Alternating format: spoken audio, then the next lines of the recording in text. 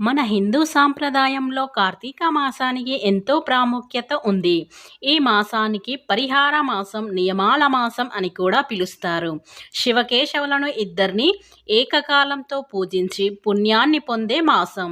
ఈ కార్తీక మాసంలో వచ్చే సోమవారాలు శివుడిని భక్తి శ్రద్ధలతో పూజిస్తే, కార్తీక శనివారాల్లో విష్ణువును భక్తి శ్రద్ధలతో ఆరాధించాలి. అన్ని మాసాల కంటే అత్యంత పవిత్రమైన మాసం. శివునికి ఎంతో ఇష్టమైన ఈ మాసంలో సోమవారం ఒక్కరోజైనా కొబ్బరి దీపం వెలిగిస్తే చాలు, ఆ పరమశివుని యొక్క అనుగ్రహం కలుగుతుంది. కోటి పూజల ఫలాన్ని పొందవచ్చు. సకల సంపదలను చేకూర్చే దీపమే నారికేల దీపం. కొబ్బరికాయతో దీపాన్ని వెలిగిస్తే మీకున్న కష్టాలు, అప్పుల సమస్యలు ఇలా అన్నీ తొలగిపోతాయి. ఇక తరతరాల తరగని ఐశ్వర్యం లభిస్తుంది. ఎందుకంటే కార్తీక సోమవారం అంటేనే పరమశివునికి ఎంతో ఇష్టం కనుక ఈ కార్తీక మాసంలో ఏ ఒక్క రోజైనా ఇలా దీపం పెట్టి చూడండి, మీ ఇల్లు కొంగు బంగారంగా మారిపోతుంది. ఎవరైతే కార్తీక మాసంలో భక్తి శ్రద్ధలతో శివుణ్ణి పూజిస్తారో అలాంటి వారికి ఆ పరమేశ్వరుని యొక్క అనుగ్రహం తప్పకుండా లభిస్తుంది. ఈ ఏడాది మొత్తం పూజలు చేస్తే ఎంతో ప్రతిఫలం లభిస్తుంది. కేవలం ఈ ఒక్క నెలలో పూజలు చేస్తే అంత ప్రతిఫలం వస్తుంది.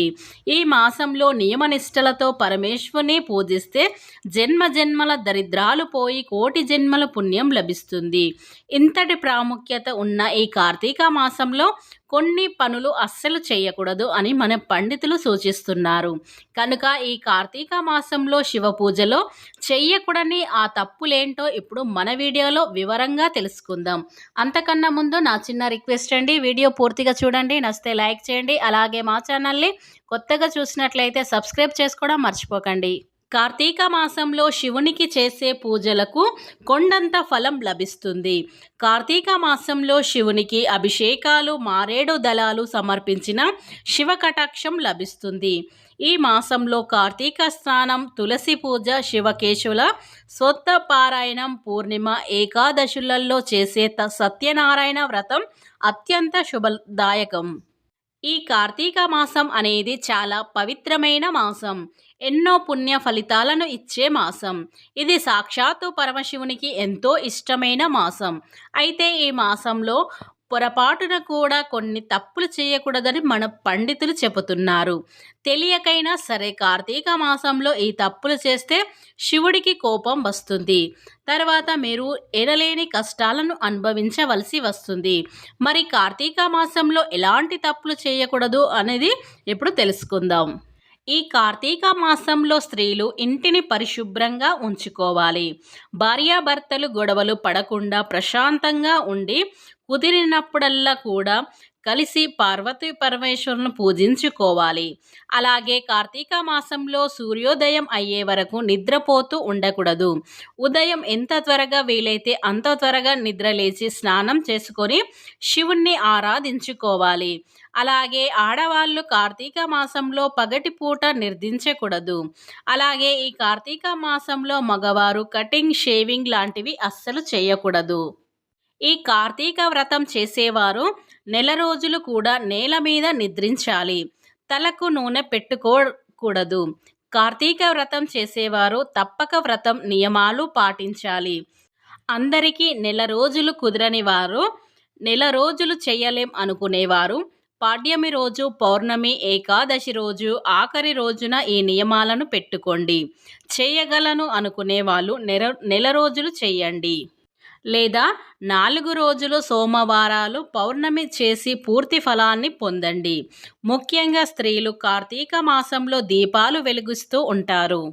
కార్తీక సోమవారం, పౌర్ణమి, ఏకాదశి ఇలా పర్వదినాలలో ఆలయాలలో దీపాలు పెడుతూ ఉంటారు. అలా దీపాలు పెట్టేటప్పుడు ఉన్న దీపాలను పక్కకు తోసేసి దీపాలను పెట్టేస్తూ ఉంటారు. కానీ అలా చేయకండి, అది చాలా తప్పు. ఆడవారు ఆలయంలో ఎక్కువ వేసి దీపాలు పెట్టకుండా, అంటే మనం ఆలయంలో దీపాలు వెలిగిద్దాం అనుకునేటప్పుడు ఎక్కువ కాకుండా 1-2 దీపాలు పెట్టండి చాలు. అలా అయితే గుడిలో అందరూ దీపాలు వెలిగించుకోవడానికి ప్లేస్ ఉంటుంది. మీరు ఒకవేళ దీపాలు వెలిగించలేకపోయినా కొండెక్కుతున్న దీపాల్లో నూనె పోసి లేదా వత్తి వేసి చాలు, దీపం వెలిగించిన ఫలితం వచ్చేస్తుంది. ఈ నెలలో దీపారాధన చేసి శివుణ్ణి నియమనిష్టలతో పూజ చేస్తే సకల పాపాలు తొలగిపోతాయి, కోరిన కోరికలు ఖచ్చితంగా నెరవేరుతాయి. అంత మంచి జరగాలి అంటే కార్తీక మాసంలో కొన్ని పనులు చేయకూడదు. అందులో మొదటిది మాంసాహారం తినకపోవడం. ఈ నెల రోజులు మాంసాహారం జోలికి వెళ్ళకూడదని మన పద్మపురాణం చెబుతుంది. అలాగే ఉల్లిపాయ, వెల్లుల్లి, ముల్లంగి, గుమ్మడికాయ, వంకాయ, దుంపలు తినకూడదు. కార్తీక వ్రతాన్ని ఆచరించేవారు 3 పూటల భోజనం చేయకూడదు. కేవలం 1 పూట మాత్రమే భోజనం చేయాలి. మిగిలిన సమయంలో పాలు మరియు పండ్లను మాత్రమే తీసుకోవాలి. ఈ కార్తీక మాసంలో మౌనంగా ఉంటూ శివనామస్మరణం చేస్తూ ఉండాలి. అప్పుడే శివుడి యొక్క అనుగ్రహం అనేది తప్పకుండా లభిస్తుంది. కార్తీక మాసంలో తులసి పూజకు ఎంతో ప్రాముఖ్యత ఉంది. ఇదే మాసంలో శుక్లపక్ష ఏకాదశి రోజున తులసి కళ్యాణం నిర్వహిస్తారు కనుక ఈ సమయంలో తులసిని పూజించడం వల్ల జీవితంలో సంతోషం, శ్రేయస్సు లభిస్తాయి. కనుక ఈ మాసంలో ఎట్టి పరిస్థితుల్లోనూ తులసి దళాలను తెంచరాదు. ఈ మాసంలో శివ అష్టోత్తరం, లింగాష్టకం, బిల్వాష్టకం, శివస్తోత్రం వంటివి పఠించడం వలన సకల శుభాలు చేరుకుంటాయి. అలాగే కార్తీక మాసంలో నది స్నానం చేయటం వల్ల జీవితంలో ఆనందం, ఐశ్వర్యం, ఆరోగ్యం, మానసిక ప్రశాంతత లభిస్తుంది. కార్తీక మాసంలో తులసిని పూజించి తులసి ముందు దీపం వెలిగించడం వలన విష్ణువు ప్రసన్నుడు అవుతాడు. ఈ మాసంలో ధార్మిక చర్యలు, దాన ధర్మాలు చేయటం వల్ల ఎంతో పుణ్యం లభిస్తుంది. ఇలా కార్తీక మాసంలో ఈ పొరపాట్లు చేయకుండా జాగ్రత్త పడితే మీరు చేసే పూజలకు ఫలితం అనేది లభిస్తుంది. పరమేశ్వరుడు ప్రసన్న అవుతాడు. మరి విన్నారుగా, ఈ కార్తీక మాసంలో ఇప్పుడు మనం చెప్పుకున్న ఈ తప్పులు అస్సలు చేయకూడదు. ఇక వీడియోలోకి వస్తే, దేవతలకే దేవుడైన పరమేశ్వరునికి 3 కన్నులు ఉంటాయి. అలాగే కొబ్బరికాయకి కూడా 3 కన్నులు ఉంటాయి. కాబట్టి ఆ పరమేశ్వరునికి అలాగే కొబ్బరికాయకు చాలా అనుబంధం ఉంటుంది. కొబ్బరికాయలో త్రిమూర్తులు నివసిస్తారు. సంపదకు దేవతైన లక్ష్మీదేవికి కూడా కొబ్బరికాయ అంటే చాలా ఇష్టం. ముక్కోటి దేవతలకు కూడా కొబ్బరికాయ అంటే చాలా ఇష్టం. కాబట్టి మనం పూజలు చేసేటప్పుడు, గుడికి వెళ్ళేటప్పుడు ఖచ్చితంగా ఆ దేవునికి కొబ్బరికాయను కొడుతూ ఉంటాం. ఇంతటి పవిత్రమైన కొబ్బరికాయ దీపం వెలిగిస్తే ఈ కార్తీక మాసంలో ఇలా ఎవరైతే వెలిగిస్తారో పూర్వజన్మ పాపాలన్నీ తొలగిపోయి అఖండ రాజయోగం వరిస్తుంది. కనుక ఈ కార్తీక సోమవారం రోజున ఇలా వెలిగించి చూడండి. ఇక ఆ పరమశివునికి ఇష్టమైన ఈ కొబ్బరి చిప్పతో దీపాన్ని వెలిగించండి. అంటే ఒక కొబ్బరికాయని తీసుకుని దానిని పగలకొట్టి ఒక కొబ్బరికాయ ముక్కని ఒక ప్లేట్లో కొన్ని బియ్యాన్ని పోసి దాని మీద గంధం బొట్లు ఆ కొబ్బరికాయ పెట్టి 2 వత్తులు ఒకటిగా చేసి అందులో ఆవు నెయ్యిని పోసి ఈ దీపాన్ని వెలిగించండి.